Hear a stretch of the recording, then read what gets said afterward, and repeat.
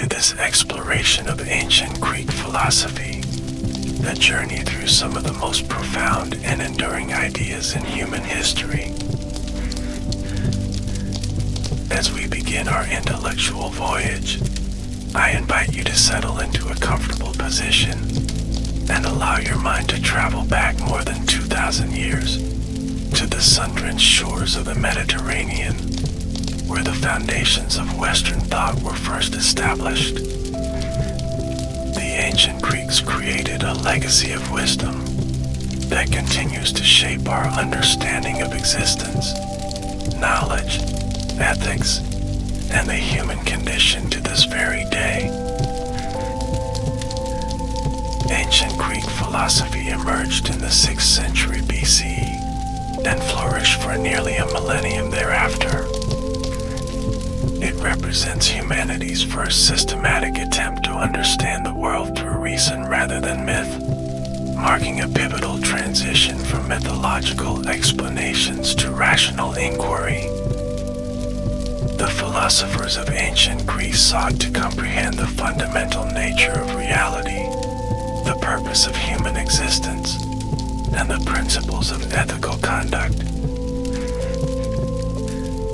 In our exploration today, we'll journey through the 3 major periods of ancient Greek philosophy, beginning with the pre-Socratics, moving through the classical period dominated by Socrates, Plato, and Aristotle, and concluding with the Hellenistic schools of thought, including Stoicism, Epicureanism, and skepticism.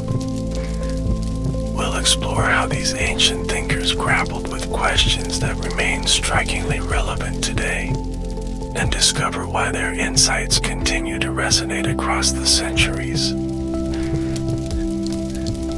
Let us begin by setting the stage for the emergence of Greek philosophical thought.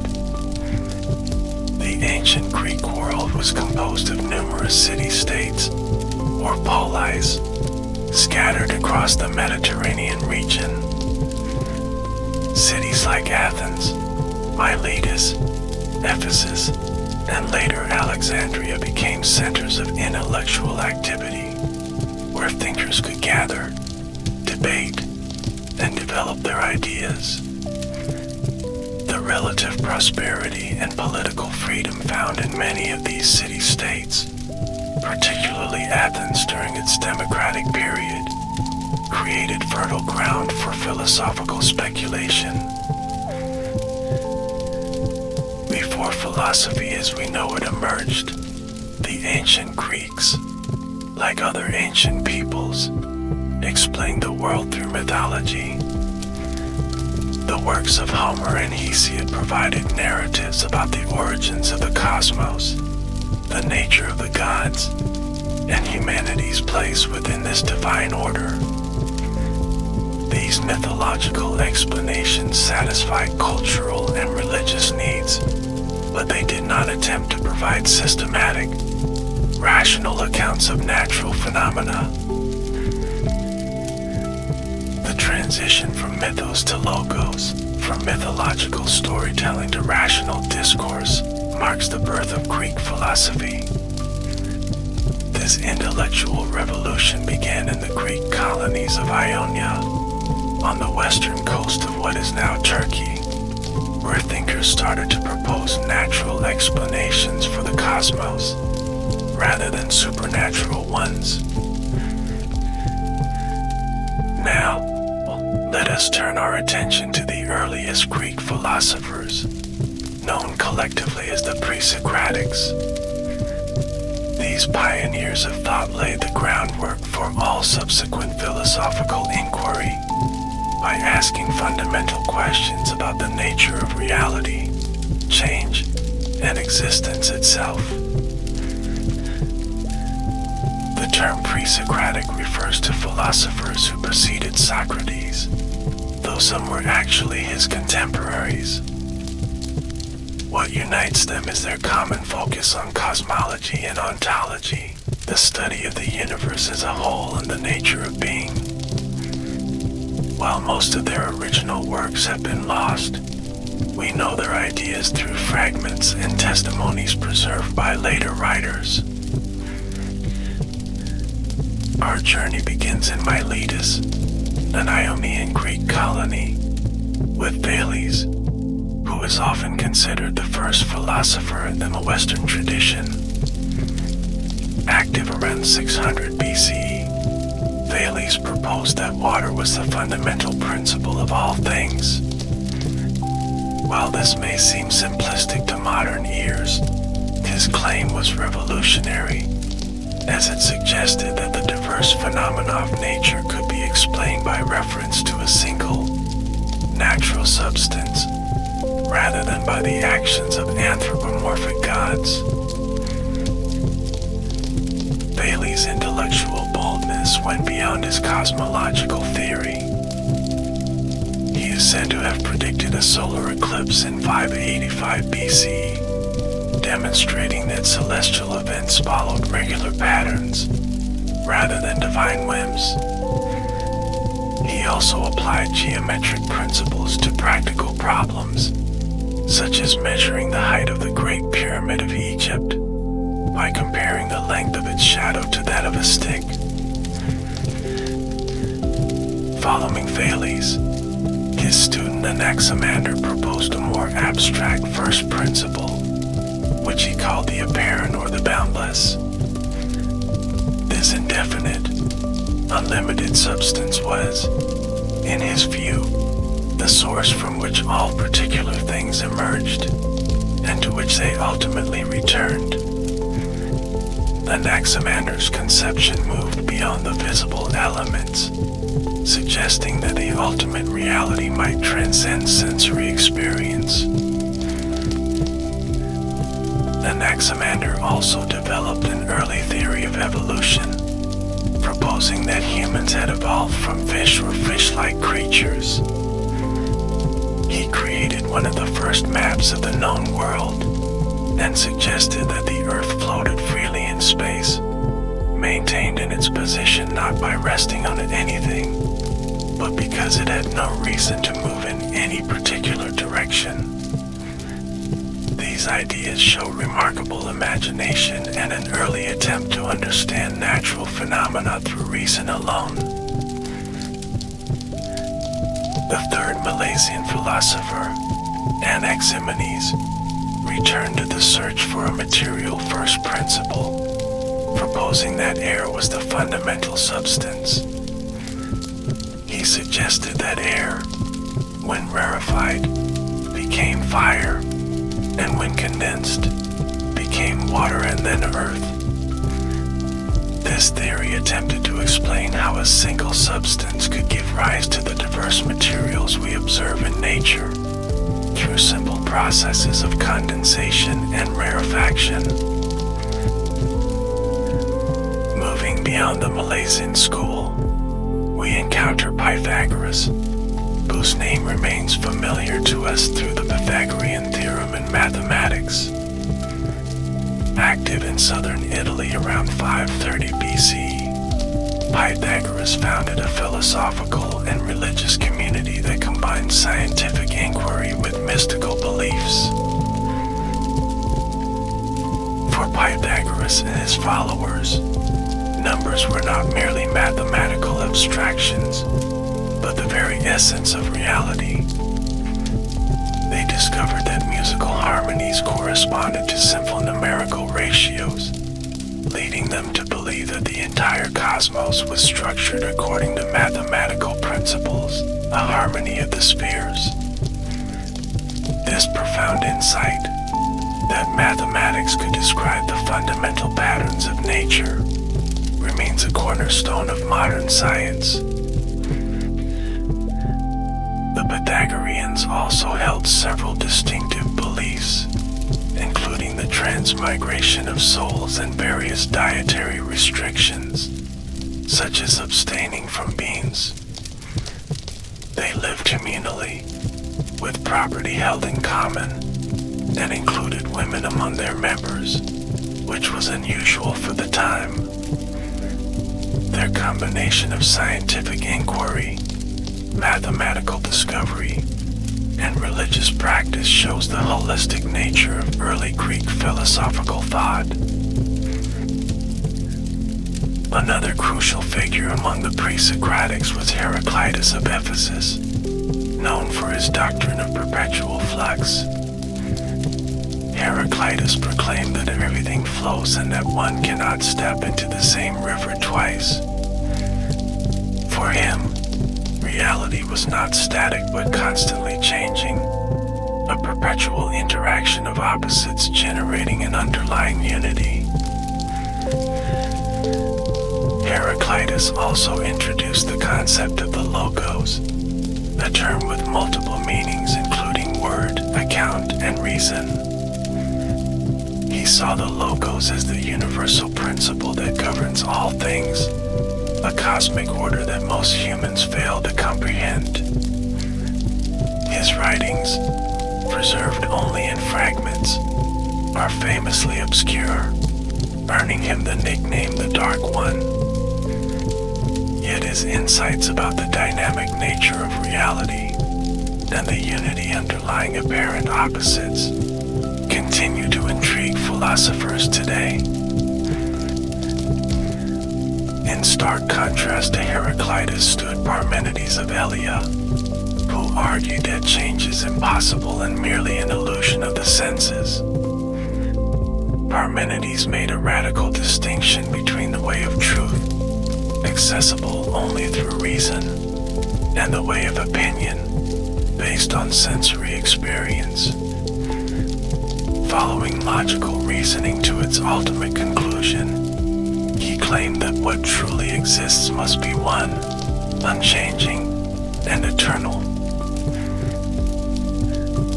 Parmenides' argument was based on a simple but profound insight: that which is, and that which is not. From this, he deduced that true reality must be eternal, for it cannot come from nothing, nor can it cease to be. It must also be uniform and continuous, for any differentiation would imply non-being.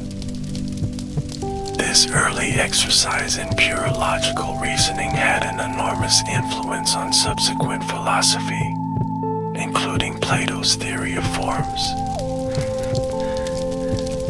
The tension between Heraclitus' flux and Parmenides' unchanging being presented a fundamental problem for Greek philosophy. How could one reconcile the apparent change we observe in the world with the logical arguments suggesting that true reality must be immutable? Several later pre-Socratics attempted to resolve this dilemma. Among these was Empedocles, who proposed that all things were composed of four eternal elements: earth, air, fire, and water. These elements, he suggested, were mixed and separated by two cosmic forces, love and strife. This theory preserved Parmenides' insight that true being cannot come into existence or perish, while accounting for the apparent change we observe as merely the rearrangement of these eternal elements. Empedocles was a colorful figure, claiming to be a god in human form and reportedly leaping into Mount Etna to prove his immortality. Beyond his cosmological theories, he made important contributions to early medicine and biology, recognizing the role of the heart in blood circulation and developing an early theory of evolution through the combination of body parts. Another response to the challenge posed by Parmenides came from Anaxagoras, who introduced the concept of nous, or mind, as the ordering principle of the cosmos. Anaxagoras suggested that the physical world consisted of infinitely divisible seeds containing portions of every kind of substance. These seeds were set in motion and organized by the action of mind, an intelligent force distinct from matter. Anaxagoras spent much of his life in Athens, where he influenced Pericles and other leading figures. However, he was eventually prosecuted for impiety because he claimed that the sun was a red-hot stone rather than a divine being. This early clash between scientific explanation and religious tradition foreshadowed similar conflicts throughout history, including the trial of Socrates himself. Perhaps the most sophisticated response to Parmenides came from the atomists, Leucippus and Democritus. They proposed that reality consisted of two fundamental principles, atoms and void. Atoms were tiny, indivisible, and indestructible particles, differing only in shape, arrangement, and position. The void was simply empty space, allowing atoms to move and combine in various ways. This elegant theory preserved the Parmenidean insight that true being cannot come into or go out of existence, while explaining the appearance of change through the motion and recombination of eternal atoms. The atomists extended their materialistic explanation to all phenomena, including the human soul, which they considered composed of particularly fine and mobile atoms. Democritus developed this theory into a comprehensive worldview, earning him the title of the laughing philosopher for his cheerful disposition and ethical outlook. He advocated for moderation and the pursuit of cheerfulness rather than pleasure, suggesting that happiness comes from a measured and thoughtful approach to life. The atomic theory would later be revived by Epicurus and eventually vindicated in a modified form by modern science. A final group of pre-Socratic thinkers worth mentioning are the Sophists, who shifted philosophical attention from cosmology to human affairs. Active in the 5th century BCE, the Sophists were traveling teachers who provided education in rhetoric, politics, and virtue to young men seeking success in public life. The most famous Sophists included Protagoras, who claimed that man is the measure of all things, suggesting a form of relativism where truth varies according to individual perception. Gorgias, another prominent sophist, argued provocatively that nothing exists, or if it does exist, it cannot be known, and even if it could be known, it could not be communicated. The Sophists were often criticized for charging fees for their teaching, and for allegedly prioritizing persuasive techniques over truth. However, modern scholarship has recognized their important contributions to rhetoric, linguistics, cultural relativism, and political theory. Their focus on human affairs and skepticism toward traditional beliefs helped prepare the ground for the ethical investigations of Socrates and his successors. The pre-Socratic period demonstrates the remarkable creativity and boldness of early Greek thought. These thinkers, working without the benefit of established scientific methods or specialized equipment, relied on observation, reason, and imagination to develop sophisticated theories about the fundamental nature of reality. They established philosophy as a distinct form of inquiry, separate from mythology and religion, and laid the groundwork for all subsequent Western thought. Now, we turn to the classical period of Greek philosophy, dominated by the towering figures of Socrates, Plato, and Aristotle. This era, centered in Athens during its golden age and subsequent decline, represents the high point of ancient Greek philosophical achievement. We begin with Socrates, born around 470 BCE in Athens, a figure who transformed the practice of philosophy despite writing nothing himself.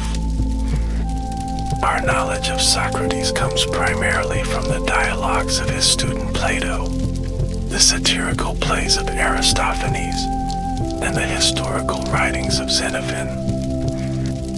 Distinguishing the historical Socrates from Plato's the literary character presents a challenge known as the Socratic problem.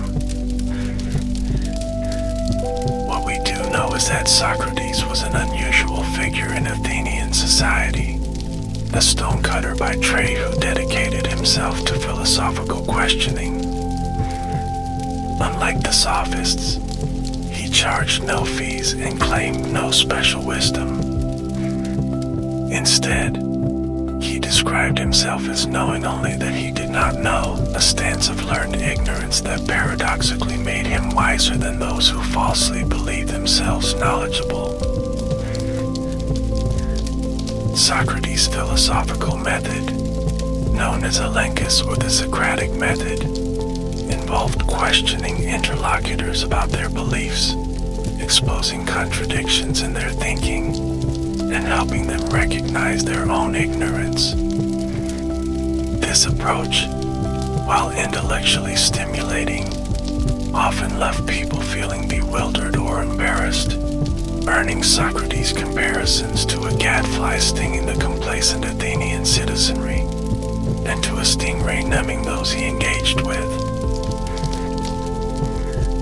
Unlike the pre-Socratics, Socrates showed little interest in cosmology or natural science. Instead, he focused on ethical questions. What is virtue?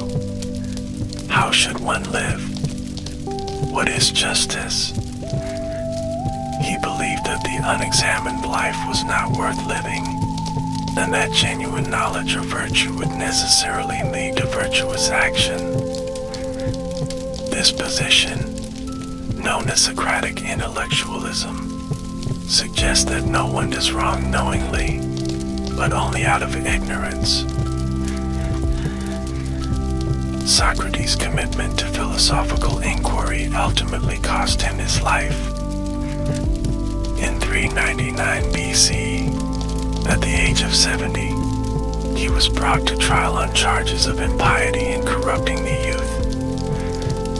The real motivations behind these charges were likely political, as Athens had recently emerged from a period of oligarchic rule, and Socrates had associations with some of the oligarchs. As depicted in Plato's Apology, Socrates refused to compromise his principles during his trial, neither pleading for mercy nor proposing a realistic alternative to the death penalty. After being condemned, he accepted his sentence with remarkable equanimity, using his final days to engage in philosophical discussions with friends, as portrayed in Plato's Crito and Phaedo. He then drank the prescribed cup of hemlock, dying as he had lived, in pursuit of wisdom. Socrates' execution profoundly affected his young student, Plato, who would go on to become one of the most influential philosophers in Western history. Born into an aristocratic Athenian family around 428 BC, Plato had originally intended a political career, but the turmoil of Athenian politics and the fate of his teacher led him to pursue philosophy instead. After Socrates' death, Plato traveled extensively, visiting Egypt, Italy, and Sicily, where he attempted, unsuccessfully, to implement his political ideas with the ruler Dionysius II. Upon returning to Athens, he founded the Academy, often considered the first Western university, which would remain active for nearly 900 years. Unlike Socrates, Plato wrote extensively, primarily in the form of dialogues featuring Socrates as the main character. These works cover a vast range of philosophical topics, including ethics, politics, metaphysics, epistemology, and aesthetics. Scholars typically divide Plato's dialogues into early, middle, and late periods, with the earlier works thought to reflect more of the historical Socrates views, while the later ones develop Plato's own distinctive philosophical system. Central to Plato's philosophy is his theory of forms or ideas, most fully developed in dialogues like the Republic and the Phaedo. According to this theory, the world we perceive through our senses is merely a shadow or imperfect copy of a higher, more real world of perfect, eternal, unchanging forms. These forms, such as justice itself, beauty itself, or equality itself, are the true objects of knowledge, accessible not through sensory experience but through rational thought.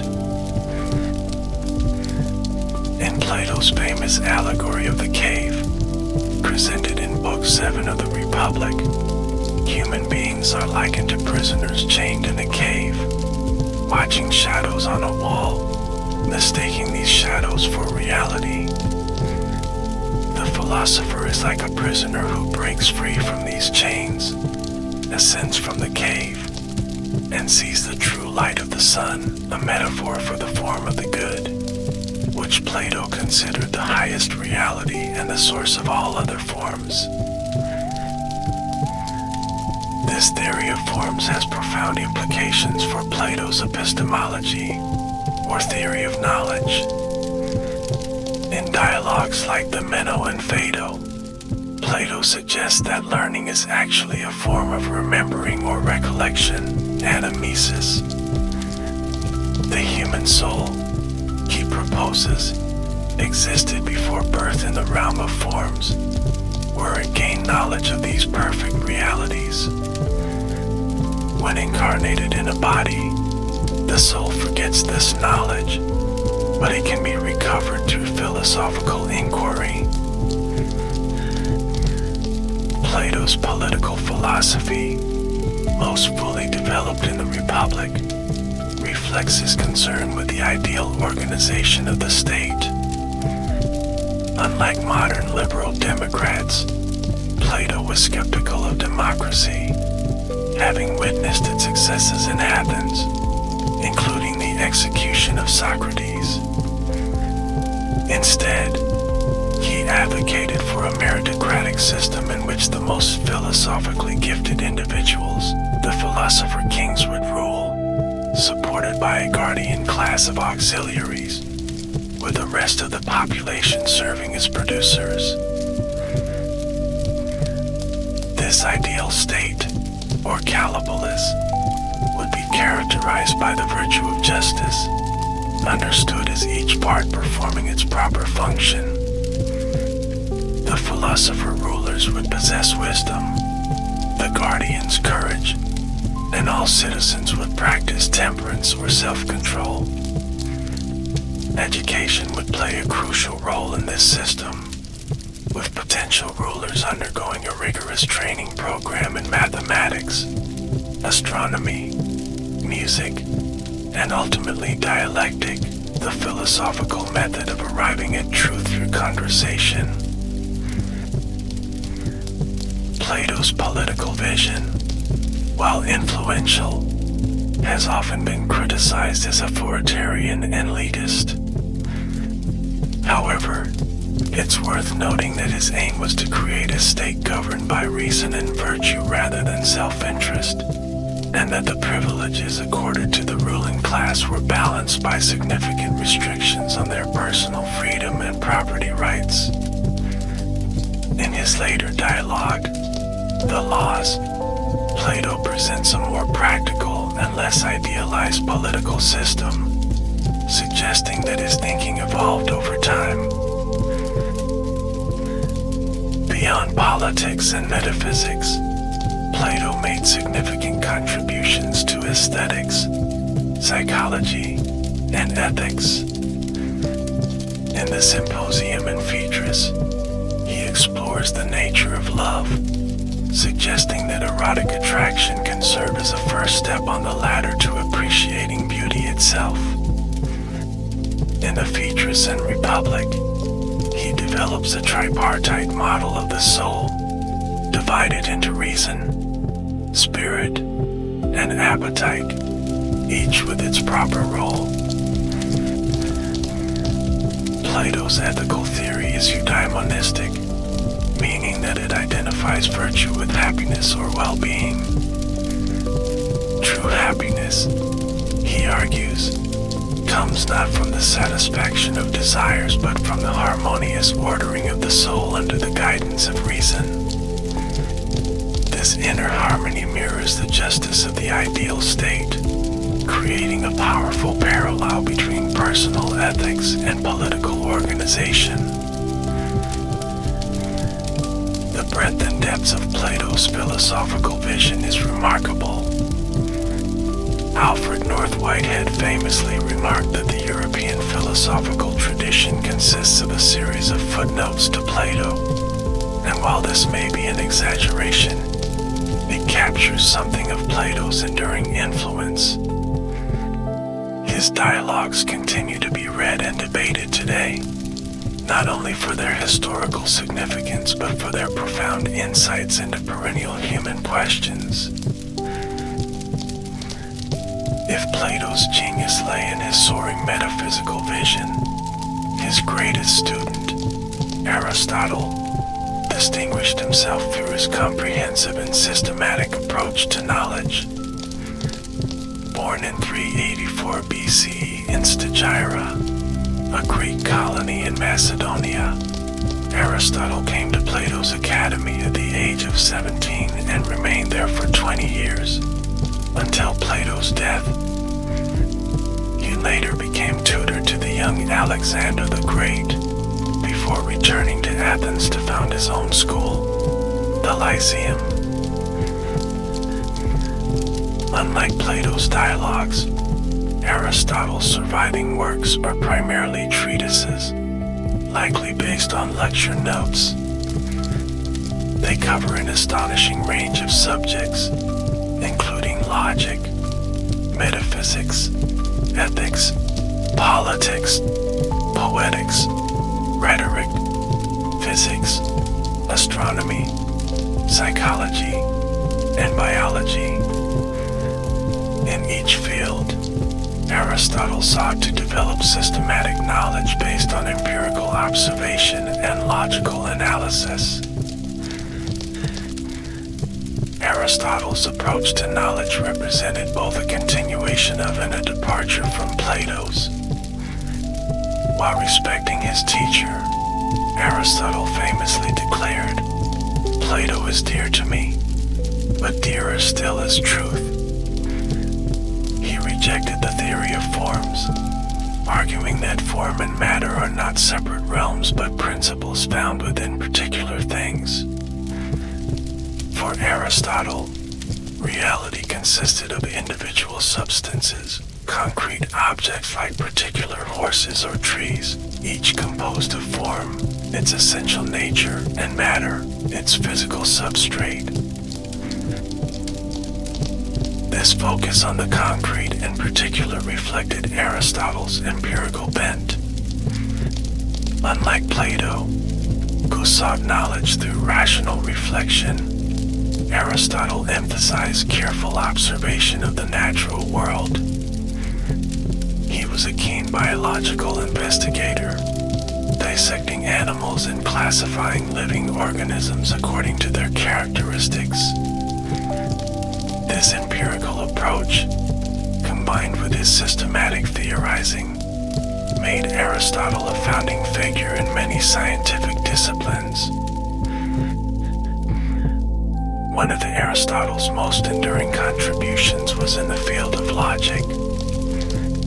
In his collection of works known as the Organon, meaning instrument, Aristotle developed the first formal system of logic, centered around the syllogism, a form of deductive reasoning consisting of a major premise, a minor premise, and a conclusion.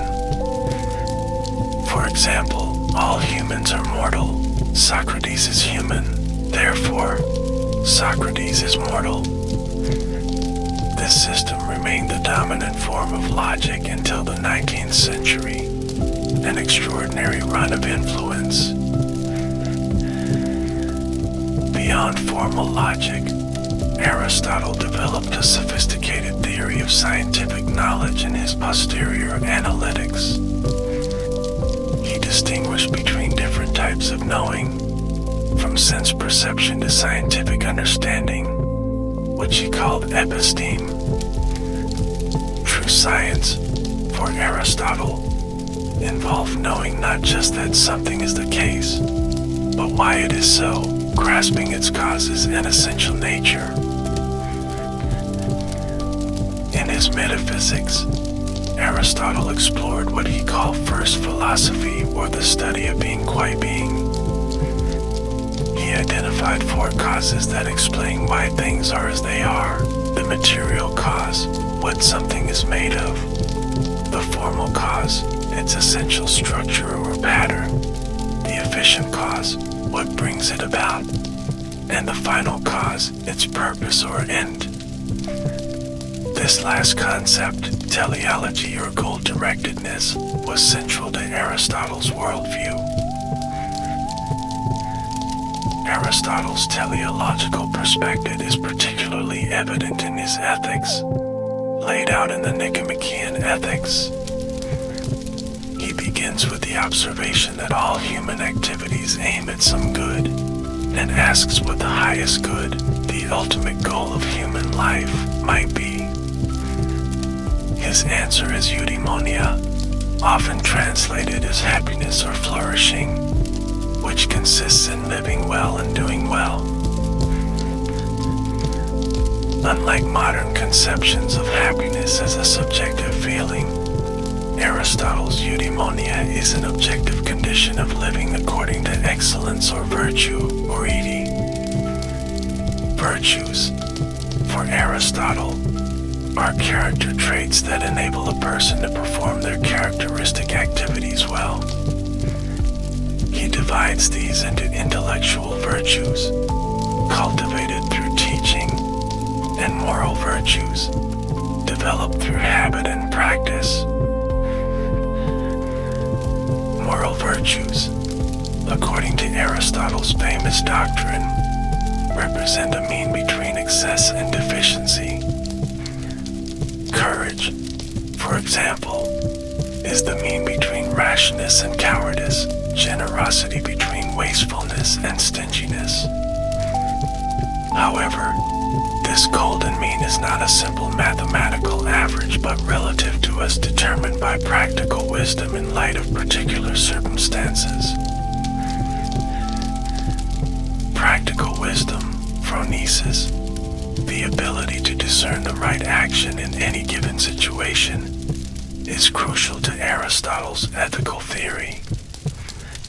Unlike Plato, who believed that knowledge of the good would automatically lead to virtuous action, Aristotle recognized that ethics involves both reason and desire, both knowledge and character. The virtuous person not only knows what is right but wants to do it and takes pleasure in doing so.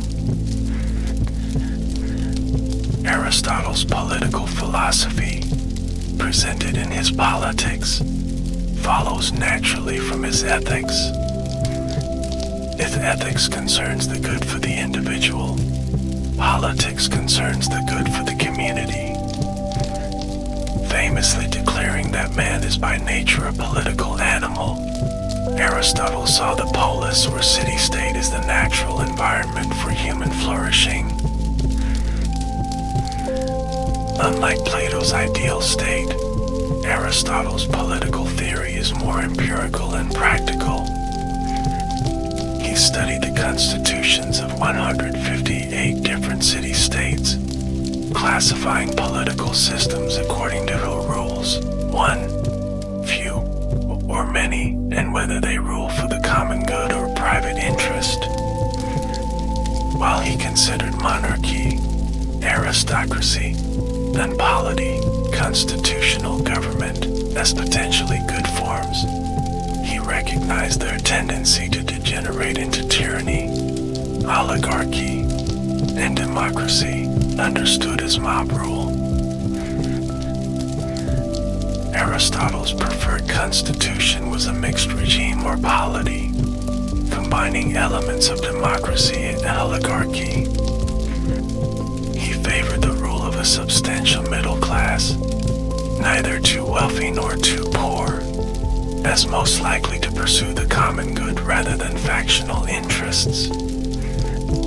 In this and other respects, Aristotle's political thought reveals a practical wisdom and moderation that contrasts with Plato's more radical vision. Beyond ethics and politics, Aristotle made significant contributions to aesthetics, particularly in his Poetics. This work, which focuses primarily on tragedy, introduces concepts that remain central to literary criticism, such as mimesis, imitation or representation, catharsis, emotional purification, and the unities of time, place, and action. In psychology, Aristotle's De Anima on the Soul offers a sophisticated account of the relationship between body and soul. Rejecting both materialistic reductionism and Platonic dualism, Aristotle proposed that the soul is the form or actuality of a natural body with a potential for life. Different kinds of souls, nutritive, sensitive, and rational, correspond to different capacities of living beings, plants, animals, and humans, respectively. Aristotle's natural philosophy, presented in works like Physics and On the Heavens, developed a comprehensive cosmological system. He viewed the universe as divided into two realms: the terrestrial realm, composed of the four elements, earth, water, air, and fire, and subject to change and decay, and the celestial realm, made of an incorruptible fifth element or quintessence and characterized by perfect circular motion.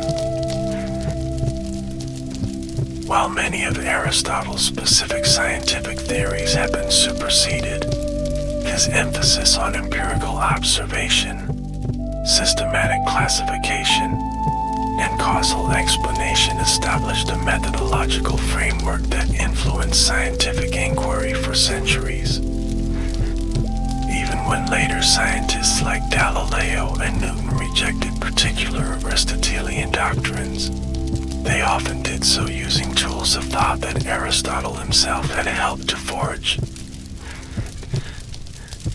The sheer breadth of Aristotle's intellectual achievement is staggering.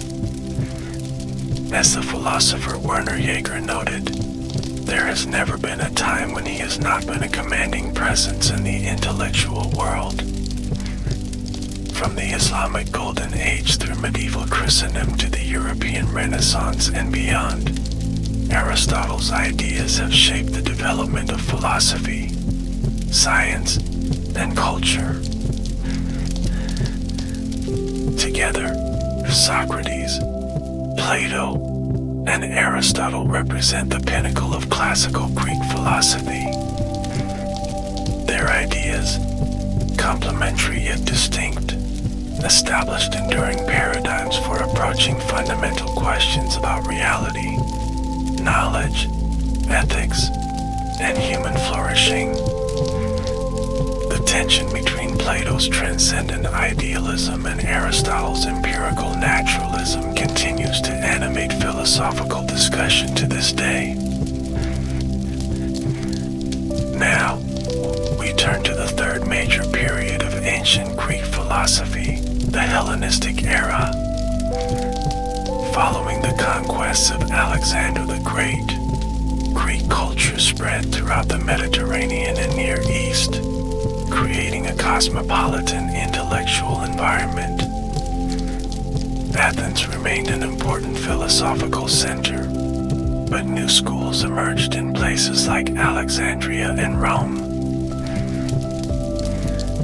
The Hellenistic period, spanning roughly from the death of Alexander in 323 BCE to the Roman conquest of Egypt in 30 BCE, was marked by significant political instability.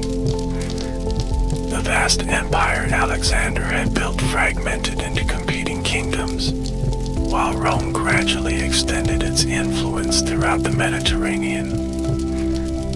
This uncertainty may help explain why Hellenistic philosophy often focused on questions of personal tranquility and how to live well amid unpredictable circumstances. The major philosophical schools of this period, Epicureanism, Stoicism, and Skepticism, each offer distinctive answers to these questions, developing comprehensive systems that encompass logic, physics, and ethics.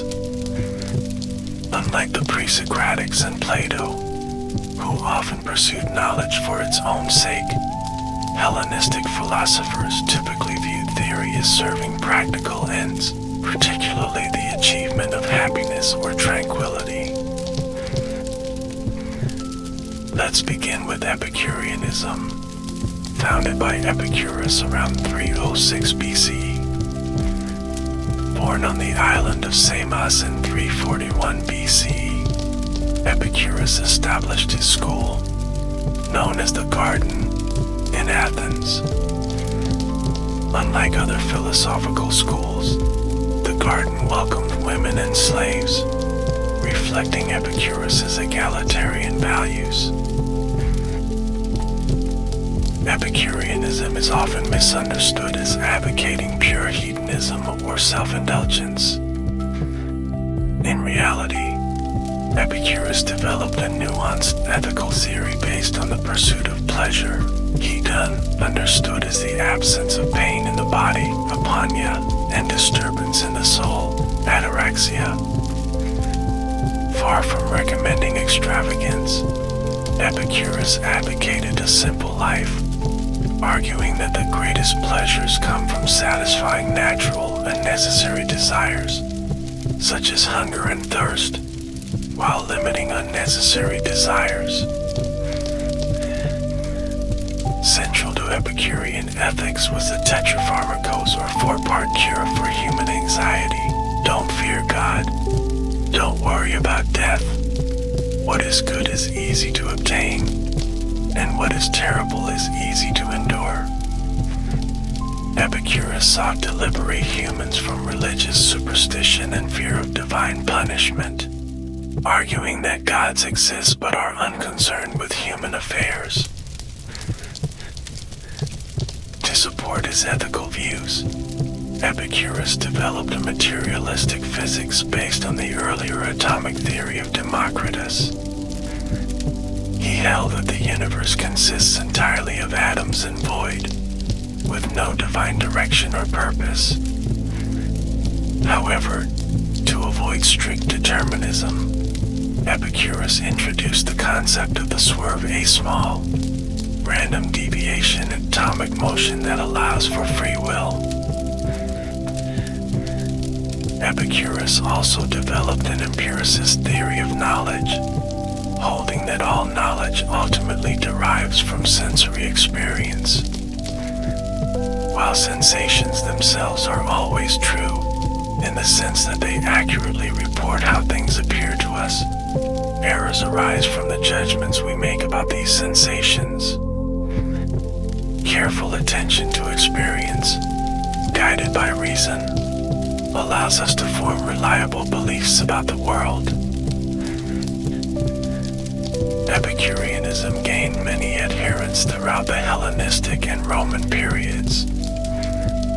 The Roman poet Lucretius popularized Epicurean ideas in his philosophical poem De Rerum Natura, on the nature of things, a masterful exposition of Epicurean physics and ethics that continues to influence readers today. Other notable Epicureans included Philodemus, whose writings were preserved by the eruption of Mount Vesuvius at Herculaneum, and the wealthy Roman Titus Pomponius Atticus, friend of Cicero. While Epicureans sought tranquility through the pursuit of modest pleasures and freedom from fear, the Stoics offered a rather different path to happiness. Founded by Zeno of Citium around 300 BCE, Stoicism takes its name from the Stoa Poikile or painted porch in Athens where Zeno taught. The school was later developed by Cleanthes, Chrysippus, and during the Roman era, by figures like Seneca, Epictetus, and the Emperor Marcus Aurelius. Stoicism, like Epicureanism, aimed at achieving tranquility or peace of mind, ataraxia, but through very different means. While Epicureans sought pleasure and avoided pain, Stoics held that virtue alone is sufficient for happiness, and that external circumstances, wealth, health, reputation, are indifferent with respect to true well-being. The core of Stoic ethics is the idea that we should live according to nature, both human nature, which is rational, and the nature of the cosmos, which is providentially ordered. The Stoic sage achieves happiness by bringing their will into alignment with the rational order of the universe, accepting what cannot be changed while working to improve what can. This attitude is captured in Epictetus's famous dictum, "Some things are within our control, while others are not."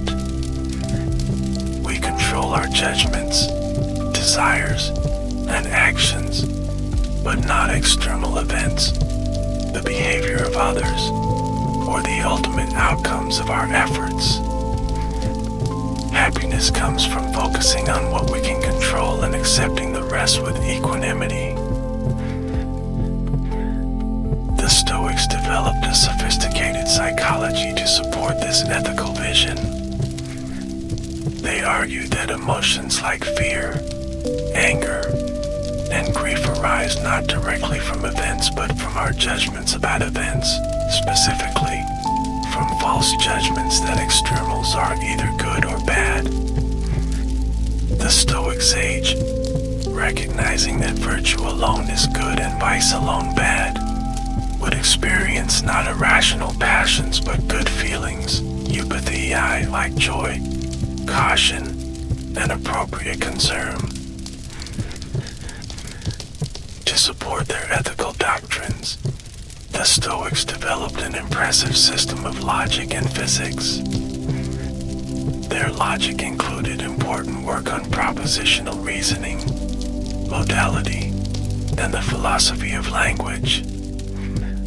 Their physics was a form of materialism that nonetheless included divine elements. They viewed the cosmos as a living, rational being, permeated by an active principle they called pneuma or sometimes logos.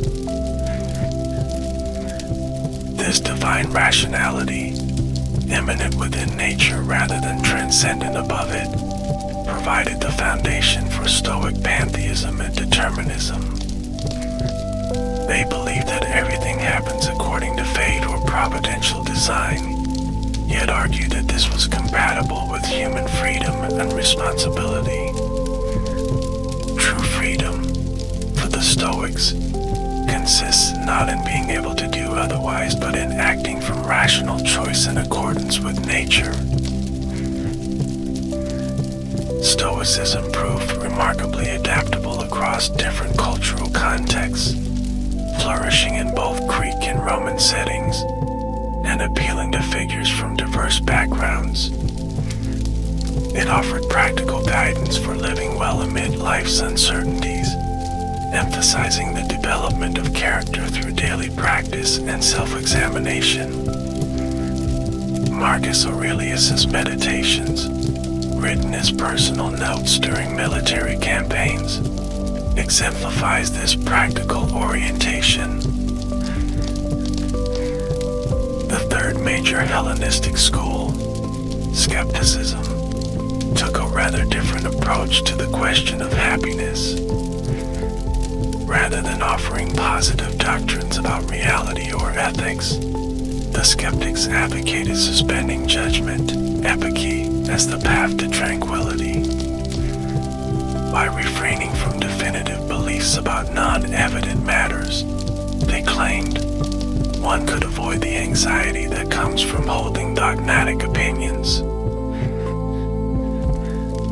Skepticism had ancient roots in figures like Pyrrho of Elis, circa 360 to 270 BC, who reportedly traveled to India with Alexander's army and was influenced by Eastern philosophical practices. However, it was systematized by later thinkers, particularly Encydemus, 1st century BC, and Sextus Empiricus, 2nd century CE. Those works provide our most complete account of skeptical arguments. The skeptics developed various modes or patterns of argument designed to induce suspension of judgment. These included arguments based on the relativity of perception, cultural variations in belief, the problem of infinite regress and justification, and the circularity of many attempts at proof. By applying these modes systematically, the skeptic could undermine any claim to certain knowledge, leading to epike. Yet the skeptics were not paralyzed by their doubt. They acknowledged the need to live and act in the world, and proposed following appearances, customs, natural inclinations, and technical expertise as practical guides, without committing to beliefs about underlying realities. This pragmatic approach allowed them to function in daily life while maintaining their philosophical stance. Skepticism influenced not only ancient philosophy but modern thought as well. The writings of Sextus Empiricus, rediscovered during the Renaissance, contributed to the development of modern skepticism in figures like Montaigne, Descartes, and Hume.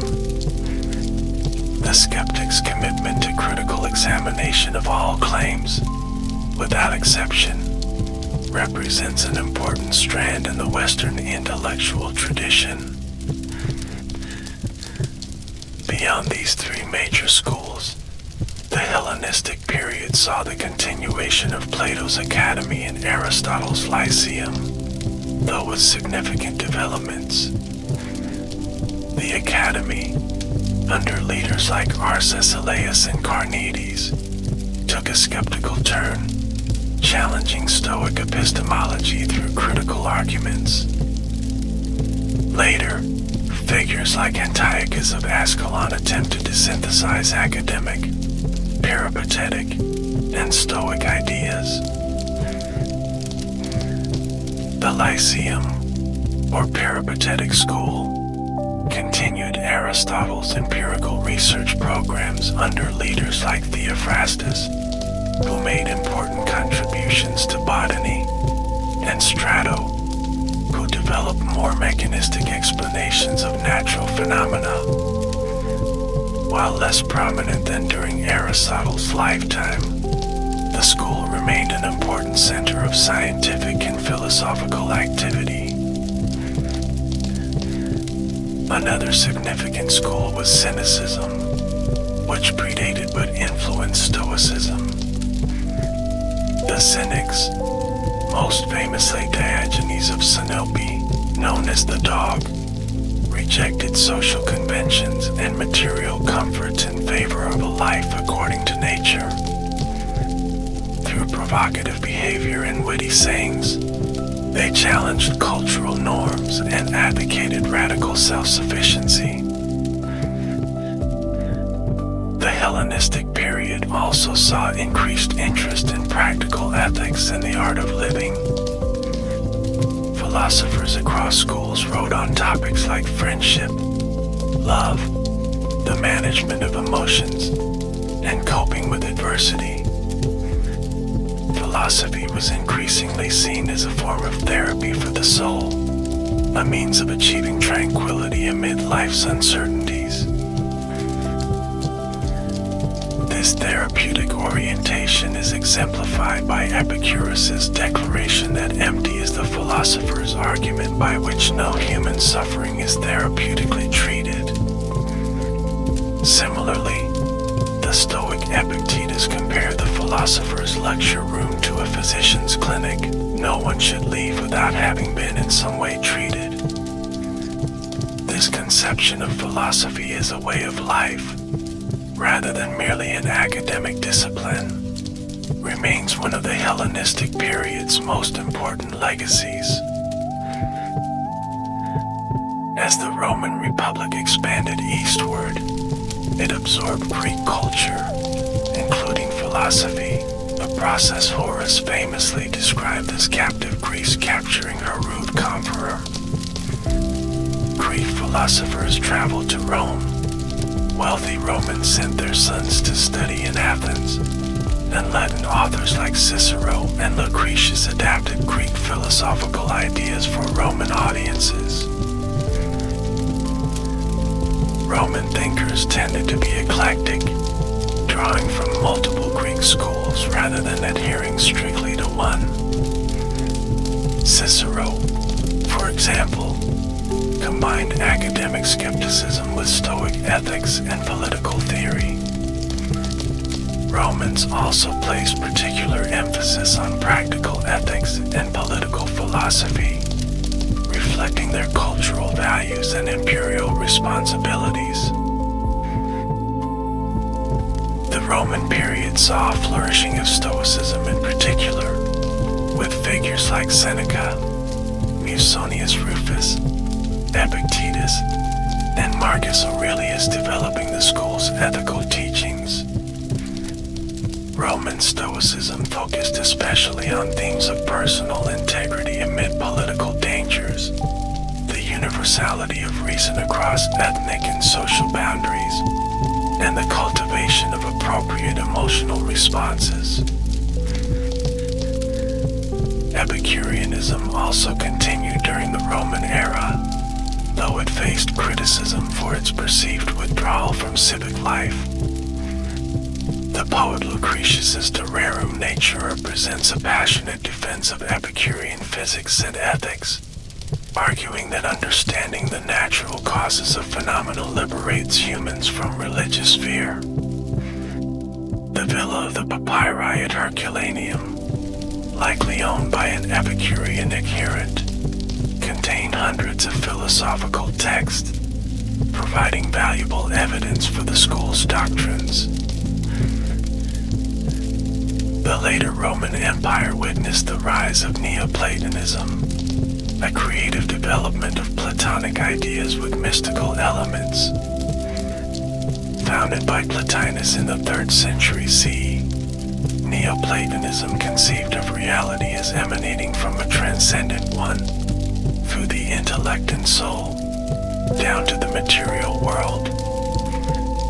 The goal of philosophy, in this view, was to ascend back toward the one through contemplation and mystical experience.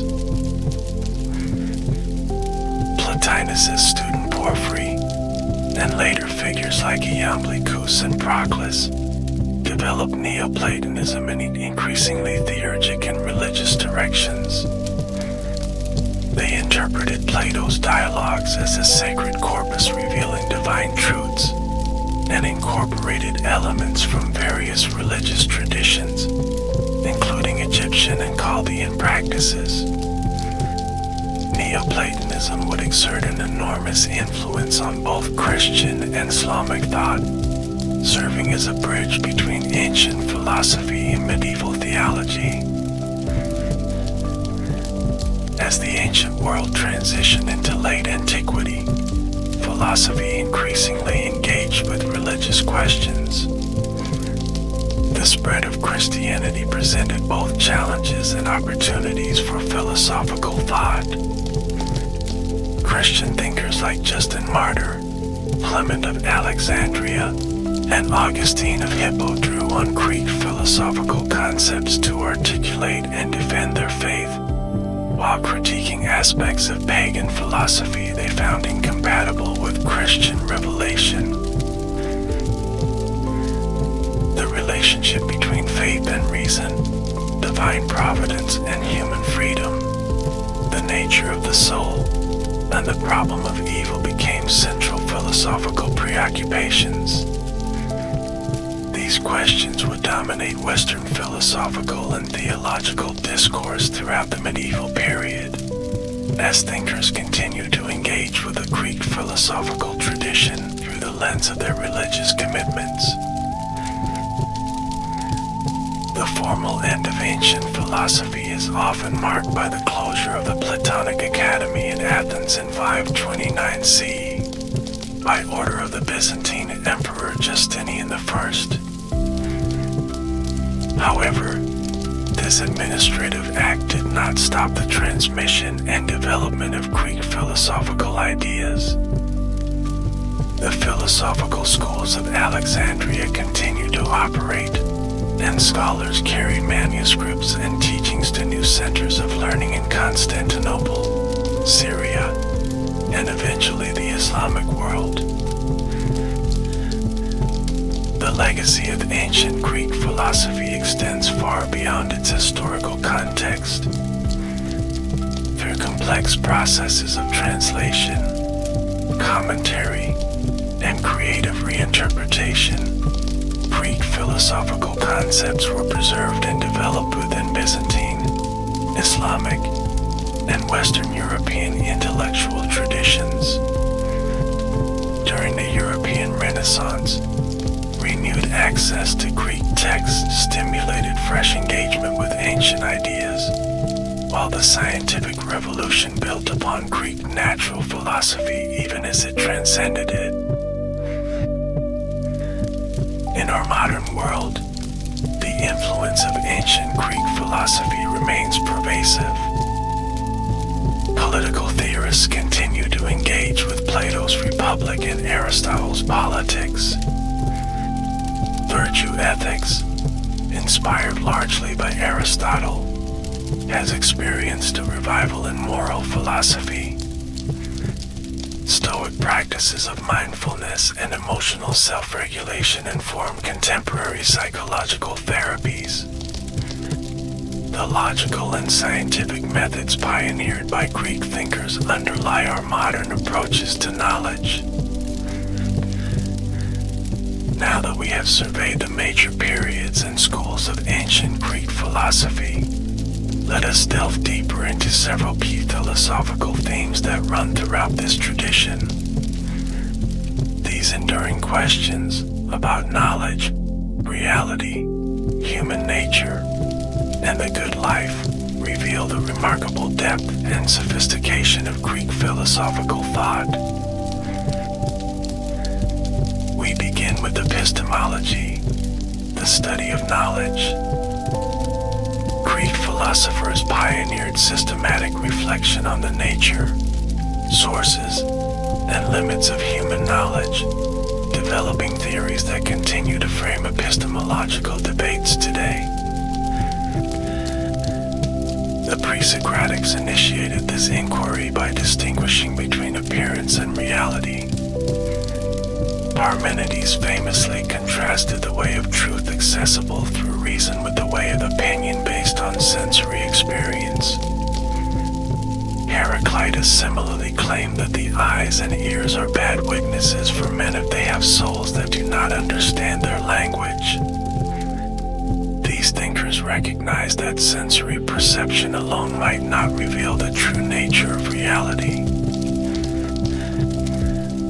Plato developed this insight into his theory of forms, which posits a radical distinction between the changing world of appearances, perceived through the senses, and the eternal realm of forms, grasped through reason. In dialogues like the Republic, Phaedo, and Theaetetus, Plato explores different accounts of knowledge, ultimately suggesting that true knowledge, episteme, involves grasping the forms through dialectical reasoning. For Plato, this process of coming to know is actually a form of recollection, anamnesis. In the Meno, he presents a famous demonstration in which Socrates guides an uneducated slave boy to discover geometric truths, suggesting that knowledge is latent within us, needing only to be drawn out through questioning. This account connects epistemology with metaphysics and psychology, implying that the soul has prenatal acquaintance with the forms. Aristotle offered an alternative epistemology grounded in empirical observation. While not denying the role of reason, he emphasized that knowledge begins with sense perception, which provides the raw material for understanding. Through a process of abstraction, the mind identifies essential forms within particular things, moving from specific observations to general principles. In his posterior analytics, Aristotle developed a sophisticated theory of scientific knowledge as demonstration from first principles. True science, for Aristotle, involves not just knowing that something is the case, but understanding why it must be so, grasping its causes and essential nature. This account of episteme is demonstrative knowledge from causes which influenced scientific methodology for centuries. The Hellenistic schools developed their own distinctive epistemological theories. The Epicureans advocated empiricism, holding that all knowledge ultimately derives from sensory experience. They argued that sensations themselves are always true, as reports of how things appear to us, though judgments about these sensations may be false. The Stoics developed a more complex epistemology centered on the concept of the cognitive impression, phantasia cataleptica, a mental representation so clear and distinct that it could not be false. These cognitive impressions, they argued, provided a secure foundation for knowledge, allowing the sage to give assent only to true impressions and thus avoid error. Skeptics challenged both Epicurean and Stoic claims to knowledge, developing systematic arguments for suspending judgment. Academic skeptics like Arcesilaus and Carneades argued that no impression could meet the Stoic criteria for certainty, since even apparently clear and distinct impressions might be indistinguishable from false ones. Tironian skeptics like Ensidemus and Sextus Empiricus sought to balance opposing arguments on any question, leading to epiche or suspension of judgment. These ancient debates about the nature and possibility of knowledge established patterns of argument that would recur throughout the history of Western epistemology. The tensions between rationalism and empiricism, between dogmatism and skepticism, and between foundationalist and coherentist theories of justification all have roots in Greek philosophical discussions. Closely connected to epistemology is metaphysics, the inquiry into the fundamental nature of reality. Greek philosophers pioneered many of the central concepts and questions of metaphysical thinking, exploring issues of being and becoming, substance and accident, the one and the many. The pre-Socratics initiated metaphysical speculation by seeking the arch or first principle of all things, while Thales proposed water, Anaximenes air, and Heraclitus fire. Others suggested more abstract principles like Anaximander's apparent, the boundless, or the Pythagoreans' numbers. These attempts to identify a fundamental reality beneath appearances set the pattern for subsequent metaphysical inquiry. A key metaphysical problem that emerged in pre-Socratic thought was the tension between permanence and change. Heraclitus emphasized constant flux, claiming that everything flows and that apparent stability masks continuous transformation. Parmenides, by contrast, argued that true being must be unchanging, since change would involve non-being, which is inconceivable. Later pre-Socratics like Empedocles, Anaxagoras, and the atomists attempted to reconcile these perspectives by proposing systems in which certain fundamental entities remain constant while their arrangements change. These pluralistic theories preserved aspects of both Heraclitean flux and Parmenidean stability, establishing a pattern of metaphysical synthesis that would recur in later philosophy. Plato's theory of forms represents perhaps the most influential metaphysical system of antiquity. Building on Parmenides' distinction between appearance and reality, Plato proposed that the changing objects of sensory experience are mere shadows or images of eternal, unchanging forms. These forms, like justice itself, beauty itself, or equality itself, constitute true reality, while particular just acts, beautiful objects, or equal things participate in or imitate them. Plato's metaphysics is thus dualistic, positing two distinct levels of reality, the intelligible realm of forms and the visible realm of particulars. This dualism extends to his view of human nature, with the soul belonging to the intelligible realm and the body to the visible. The philosophical quest, for Plato, involves ascending from the shadows of the cave to the sunlight of the forms, from appearance to reality, from becoming to being. Aristotle's metaphysics represents both a critique of and response to Plato's. Rejecting the separation of forms from particulars, Aristotle argued that form and matter are principles found within individual substances. Each concrete thing, like a particular horse or tree, is a composite of form, its essential nature, and matter, its physical substrate. In his metaphysics, Aristotle develops a rich conceptual framework for analyzing being. He distinguishes between substance, visa, and accidents, between actuality and potentiality, between matter and form.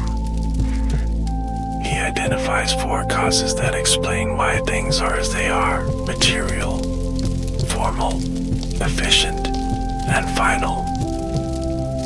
And he argues for an unmoved mover, a divine intelligence that serves as the ultimate cause of cosmic motion. The Hellenistic schools developed metaphysical systems closely aligned with their ethical doctrines. Epicureans advocated materialism, holding that reality consists entirely of atoms and void, with no divine direction or purpose.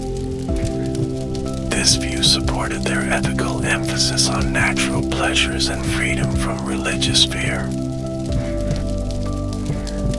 Stoics, by contrast, proposed a form of materialistic pantheism. They held that the cosmos is permeated by an active principle, the pneuma or logos, which gives order and purpose to all things. This rational, divine fire constitutes the soul of the world, manifesting as providence or fate. Such a view underpinned the Stoic ethical emphasis on living according to nature and accepting cosmic determinism. Skeptics, true to their epistemological stance, refrain from making definitive metaphysical claims. However, their critiques of dogmatic metaphysics raised important questions about the limits of human understanding and the relationship between mind and reality. Their suspension of judgment on non-evident matters influenced later anti-metaphysical movements in Western philosophy. Neoplatonists like Plotinus developed an elaborate metaphysical system centered on the concept of emanation. From the transcendent one, which is beyond being and thought, reality proceeds in descending levels, the intellect, nu, which contains the forms, the soul, psyche, which animates the cosmos, and finally the material world, the furthest extension from the one. This hierarchical ontology influenced both Christian and Islamic thought, shaping medieval metaphysics and theology. Greek metaphysical concepts and questions continue to inform philosophical discourse today. Debates about universals and particulars, mind and matter, determinism and free will, and the nature of causation all have roots in ancient Greek metaphysics. Even attempts to reject metaphysics, from logical positivism to certain forms of pragmatism, engage with the problems first articulated by Greek thinkers. Turning from abstract metaphysics to practical concerns, we find Greek philosophers made equally significant contributions to ethics and political philosophy. Their inquiries into virtue, happiness, justice, and the good society established frameworks that continue to shape moral and political thought. Socrates initiated systematic ethical reflection by questioning conventional notions of virtue and goodness.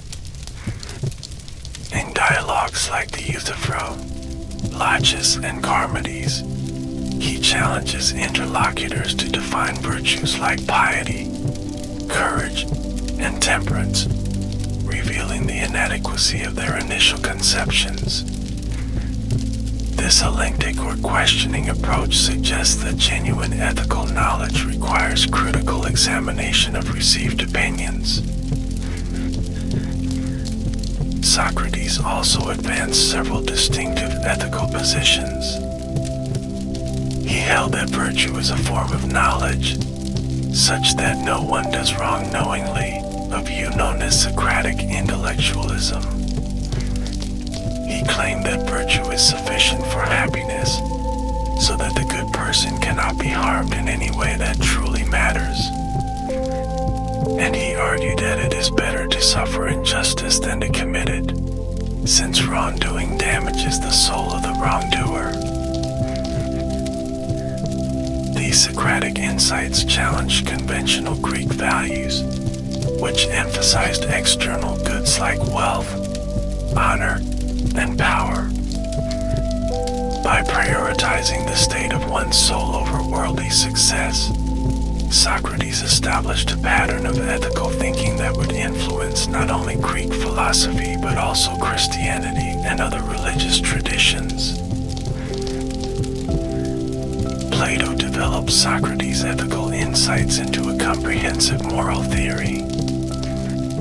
In a republic, he presents justice as a harmony of the soul, in which reason rules over spirit and appetite, just as in the ideal state. The philosopher-rulers govern with the support of the guardians over the productive class. This parallelism between the individual soul and the political community is characteristic of Greek ethical thought, which rarely separated personal virtue from civic responsibility. For Plato, the virtues, wisdom, courage, temperance, and justice represent excellent states of the soul, conducive to its proper functioning and harmony. True happiness or eudaimonia consists not in satisfying desires but in having a well-ordered soul, oriented toward the good itself, the supreme form that illuminates all others. This ethical vision integrates metaphysics, psychology, and politics into a unified perspective on human flourishing. Aristotle's ethical theory, presented in the Nicomachean Ethics and Eudemian Ethics, represents a more naturalistic approach to questions of virtue and happiness. Like Plato, Aristotle holds that eudaimonia or flourishing is the highest good, but he identifies this with activity of the soul in accordance with virtue. This definition emphasizes that happiness consists in doing, not merely having, and actively exercising one's distinctively human capacities. Aristotle's account of virtue is famously associated with the doctrine of the mean. Moral virtues, he suggests, represent a middle state between excess and deficiency relative to the individual and situation. Courage, for example, lies between rashness and cowardice, generosity between wastefulness and stinginess, proper pride between vanity and undue humility. Yet virtue for Aristotle is not merely moderation. It involves both appropriate feeling and right action, guided by practical wisdom, phronesis, the ability to discern, in any given circumstance, what virtue requires. This emphasis on judgment and context distinguishes Aristotle's ethics from more rule-based approaches, highlighting the importance of character development and moral perception. Aristotle also recognized that external goods and fortune play a role in happiness. Unlike the Stoics, who would later claim that virtue alone is sufficient for eudaimonia, Aristotle acknowledged that severe misfortune could undermine flourishing. Nevertheless, he maintained that the virtuous person would bear adversity with dignity, making the best of circumstances like a good craftsman using whatever materials are available. The Hellenistic schools developed ethical theories focused particularly on achieving tranquility amid life's uncertainties. Epicurus identified happiness with pleasure, hedon, understood as the absence of pain in the body, apanya, and disturbance in the soul, ataraxia. Far from advocating sensual excess, he recommended a simple life centered on natural and necessary desires, intellectual pleasures, and friendship. The Stoics, by contrast, held that virtue alone is sufficient for happiness, and that external circumstances, wealth, health, reputation, are morally indifferent. True good consists in living in accordance with nature, which for humans means living rationally, exercising the virtues of wisdom, justice, courage, and temperance. The Stoic sage achieves freedom from disturbing passions, accepting what cannot be changed while working to improve what can. Skeptics sought tranquility through suspension of judgment, epiche. By refraining from definitive beliefs about non-evident matters, including ethical theories, they claim to avoid the anxiety that comes from holding dogmatic opinions. This approach challenges the assumption, common to other schools, that tranquility requires positive doctrines about reality and the good life.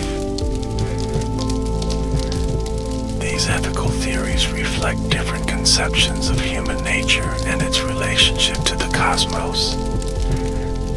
For Plato, humans are essentially rational souls temporarily housed in bodies, capable of ascending to knowledge of the forms. For Aristotle, humans are rational animals whose fulfillment lies in exercising their distinctive capacities within a political community. For Epicureans, humans are material beings seeking pleasure and avoiding pain. For Stoics, parts of a providentially ordered cosmos with which they should align themselves. Greek ethical thought generally assumes that there are objective standards of virtue and happiness, discoverable through philosophical reflection. Even the sophists, often portrayed as relativists, typically offered practical guidance on how to succeed according to conventional values, rather than denying the existence of moral truth altogether. This objectivism contrasts with certain modern forms of moral relativism and subjectivism. Another distinctive feature of Greek ethics is its eudaimonistic orientation, its focus on happiness or flourishing as the ultimate goal. Unlike modern ethical theories that emphasize duty, rights, or consequences, Greek approaches generally assume that ethics concerns the question of how to live well, with virtue understood as conducive to the agent's own flourishing.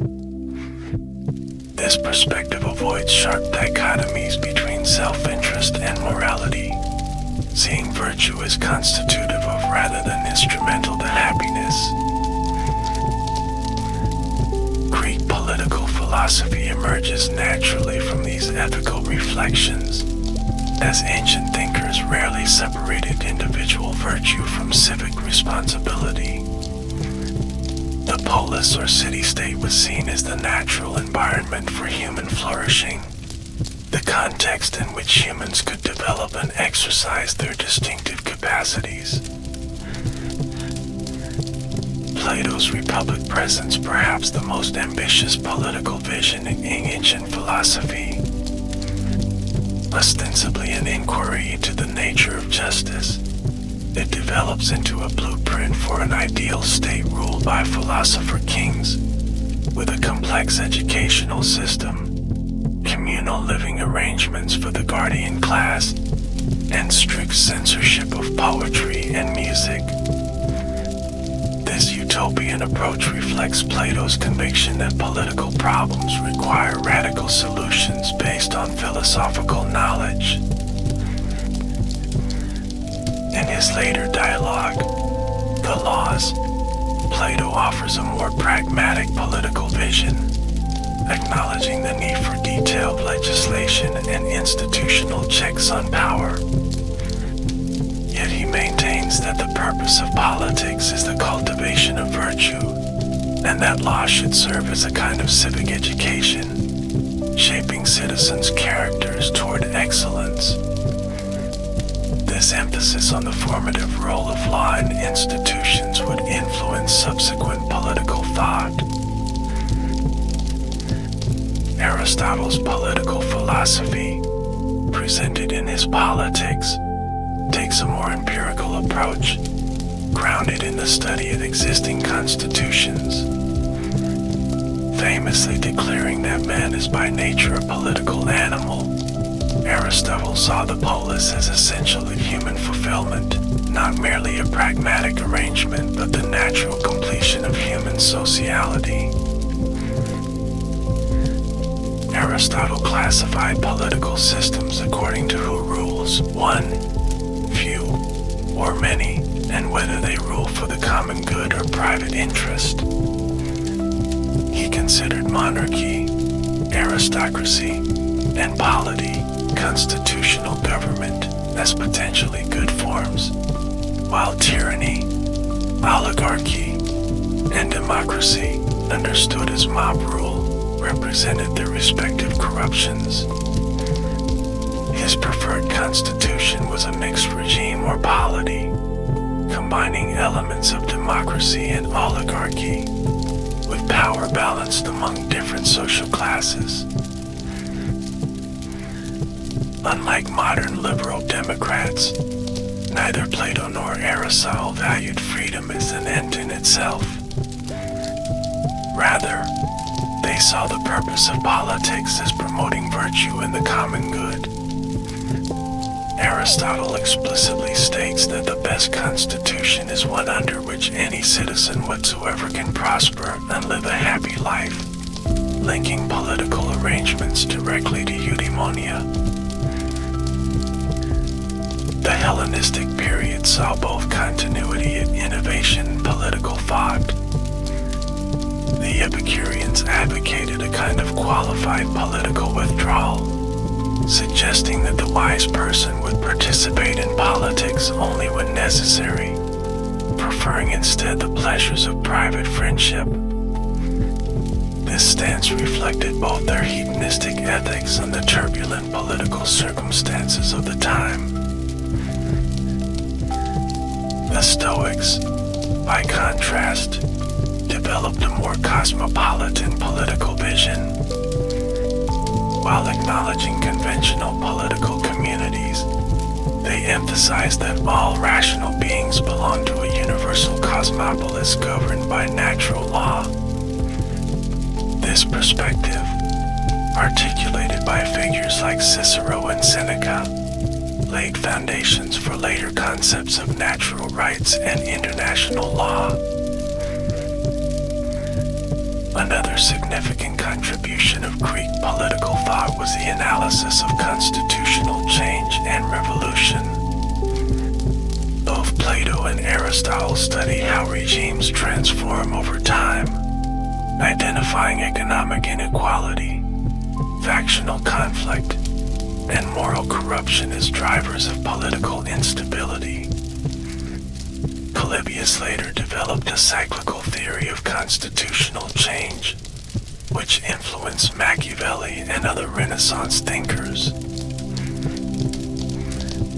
Greek political philosophy's emphasis on virtue, the common good, and constitutional balance has influenced Western political thought from Cicero through the American founding fathers to contemporary communitarian thinkers. While modern liberal democracy differs significantly from ancient Greek politics, being more individualistic, rights-oriented, and inclusive, it nonetheless draws on conceptual resources developed by Greek political philosophers. Beyond epistemology, metaphysics, ethics, and politics, Greek philosophers made important contributions to many other fields, including psychology, aesthetics, and the philosophy of language. Their investigations of the soul, beauty, and linguistic meaning establish foundational concepts that continue to inform these disciplines. In psychology, Plato developed an influential tripartite model of the soul in dialogues like the Republic and Phaedrus. He distinguished between reason, logistikon, and spirit, thumaides, and appetite, epithematikon, each with its characteristic desires and virtues. This model allowed him to explain psychological conflict as a struggle between different parts of the soul, anticipating later theories of the unconscious. Aristotle's psychology presented into Anima on the soul, takes a more naturalistic approach, defining the soul as the first actuality of a natural body that has life potentially. He distinguished between nutritive, sensitive, and rational souls, corresponding to the capacities of plants, animals, and humans, respectively. This hierarchical model integrated psychology with biology, avoiding both materialistic reductionism and Platonic dualism. The Epicureans developed a materialistic psychology, holding that the soul consists of particularly fine and mobile atoms dispersed throughout the body.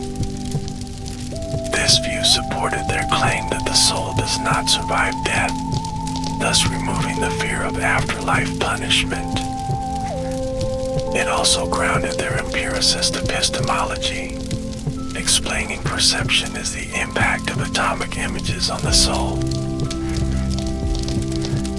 Stoic psychology emphasized the unity of the soul as a rational principle, hegemonikon, capable of assenting to or withholding assent from impressions. They developed sophisticated analyses of emotions as involving both cognitive judgments and physiological responses. For instance, anger includes the judgment that one has been wronged and that retaliation is appropriate, along with bodily sensations like increased heart rate. These psychological theories informed Greek approaches to mental well-being and therapy.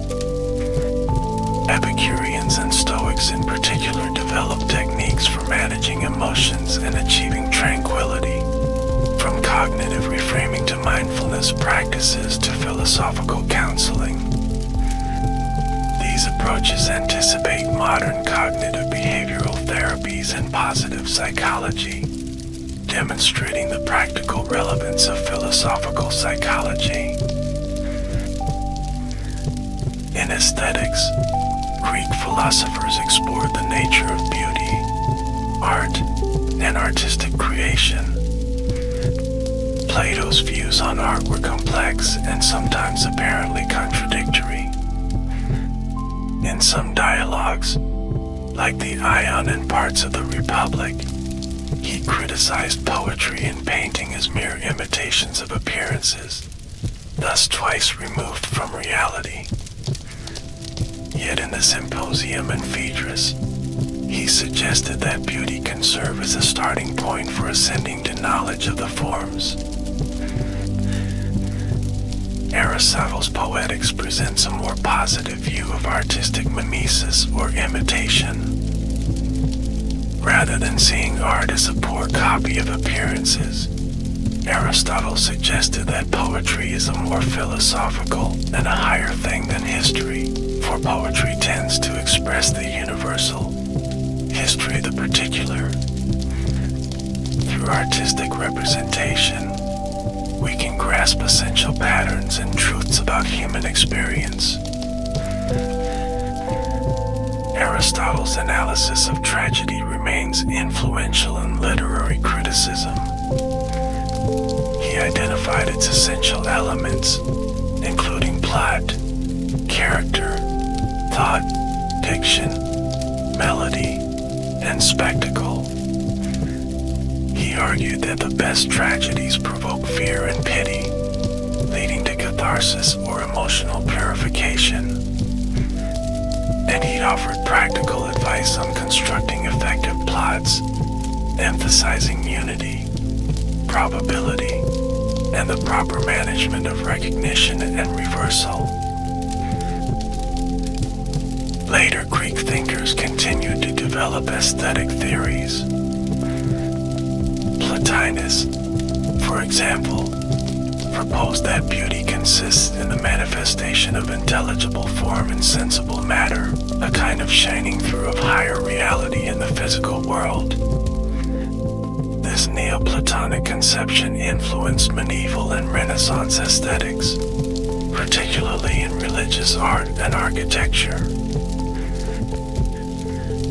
In the philosophy of language, Greek thinkers investigated questions about meaning, reference, and the relationship between language and reality. The dialogue Cratylus presents Plato's exploration of whether names are conventional or naturally connected to their reference, a debate that continues in modern linguistics between arbitrary and iconic theories of language. Aristotle's logical works, particularly De Interpretatione, develop sophisticated analyses of linguistic meaning and truth. He distinguished between nouns and verbs, subjects and predicates, and different types of propositions. His logical investigations established conceptual frameworks that would dominate linguistic analysis until the modern era. Stoic philosophers made particularly important contributions to the philosophy of language. They distinguished between the signifier, the spoken word, the signified, the concept or meaning, and the referent, the actual thing, anticipating Saussure's semiotic triangle by 2 millennia. They also developed theories of grammar, identifying parts of speech and analyzing syntactic structures. The skeptics raised important questions about linguistic meaning and communication. If meanings are mental entities, how can we verify that different speakers attach the same meanings to their words? This problem of private language anticipates Wittgenstein's later investigations, suggesting the enduring relevance of Greek linguistic philosophy. As we near the conclusion of our exploration, it's worth reflecting on the enduring legacy of ancient Greek philosophy. Despite the vast historical, cultural, and intellectual distance that separates us from these ancient thinkers, their questions, concepts, and methods continue to shape philosophical discourse today. The preservation and transmission of Greek philosophical texts represents a remarkable story of cultural persistence. Following the decline of ancient philosophical schools, Greek ideas were preserved and developed within Byzantine, Islamic, and Western Christian intellectual traditions. Scholars in Baghdad, Cairo, Cordoba, and Constantinople translated, commented upon, and creatively reinterpreted Greek philosophical works, keeping this tradition alive through centuries of political and cultural change. During the European Renaissance, renewed access to Greek texts stimulated fresh engagement with ancient ideas. Humanist scholars recovered and translated works previously unknown in Western Europe, while artists and scientists drew inspiration from classical models. The scientific revolution built upon Greek natural philosophy even as it transcended its limitations, establishing new methods while addressing perennial questions about the structure of the cosmos. In the modern era, philosophers have continued to engage with Greek thought, sometimes critically, sometimes appreciatively, but always in recognition of its foundational role. Kant acknowledged his debt to Greek metaphysics even as he sought to limit its scope. Nietzsche challenged Socratic rationalism while admiring pre-Socratic naturalism. Heidegger returned to pre-Socratic conceptions of being to challenge the entire trajectory of Western metaphysics. Contemporary analytical philosophers draw on Aristotelian logic and Socratic questioning. Continental thinkers engage with Platonic notions of transcendence and difference. Pragmatists echo Aristotle's practical wisdom. Virtue ethicists explicitly revive Greek ethical frameworks. Even postmodern critiques of Western rationality must contend with Greek philosophical concepts they seek to deconstruct. Beyond professional philosophy, Greek philosophical ideas permeate Western culture and institutions. Democratic governance, scientific inquiry, educational curricula, literary forms, and artistic conventions all bear the imprint of Greek philosophical innovations. Concepts like justice, freedom, beauty, truth, and virtue, central to our ethical and political discourse, were shaped by Greek philosophical reflection. The enduring relevance of ancient Greek philosophy stems partly from its engagement with perennial human questions. What can we know? What is reality? How should we live? What constitutes a good society? As long as humans continue to ask these questions, Greek philosophical responses will remain worthy of consideration, not as dogmatic authorities but as thoughtful interlocutors in an ongoing conversation. Another source of Greek philosophy's enduring influence is its distinctive method and spirit. The commitment to rational inquiry, the willingness to question received opinions, the pursuit of systematic understanding, the integration of theoretical and practical concerns. These characteristics establish patterns of philosophical thinking that transcend particular doctrines or conclusions. Perhaps most importantly, Greek philosophy exemplifies the examined life that Socrates declared essential to human flourishing. In a world often dominated by unreflective consumption, polarized discourse, and technological distraction, the Greek philosophical commitment to thoughtful engagement with fundamental questions offers a valuable counterbalance, a reminder that the unexamined life is, indeed, not worth living. As we conclude our exploration of ancient Greek philosophy, we've traced its development from the pre-Socratics through the classical period to the Hellenistic schools. We've examined its major themes in epistemology, metaphysics, ethics, and politics, and we've considered its enduring legacy in Western thought and culture.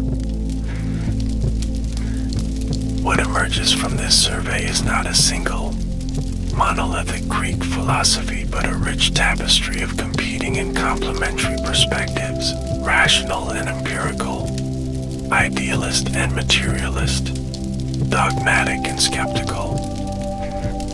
This intellectual diversity, combined with a shared commitment to rational inquiry, created a philosophical tradition of remarkable depth and resilience. As we reflect on these ancient thinkers, separated from us by millennia yet connected through enduring questions and concepts, we might recall Cicero's observation that to philosophize is to learn how to die. The Greek philosophers, in their varied ways, sought wisdom about how to live well and face mortality with equanimity, a quest no less relevant today than in ancient Athens. Whether we follow Socrates in questioning received opinions, Plato in seeking transcendent truths, Aristotle in observing natural patterns, Epicurus in cultivating modest pleasures, or the Stoics in accepting what we cannot change, we draw from a wellspring of insight that continues to nourish philosophical reflection. The conversation that began in ancient Greece continues, inviting each new generation to participate in a collaborative pursuit of wisdom. Thank you for joining me on this intellectual journey through ancient Greek philosophy, a tradition that continues to illuminate our understanding of ourselves, our world, and our place within it. May these ancient insights inspire your own philosophical reflections, whatever path of wisdom you choose to follow. As our exploration of ancient Greek philosophy comes to a close, may you find in these timeless ideas not just historical curiosities, but living wisdom that speaks to your own quest for knowledge, virtue, and flourishing. In the words of Socrates, the unexamined life is not worth living. May your life be enriched by philosophical examination in the spirit of these remarkable thinkers who first taught us how to question, reason, and wonder.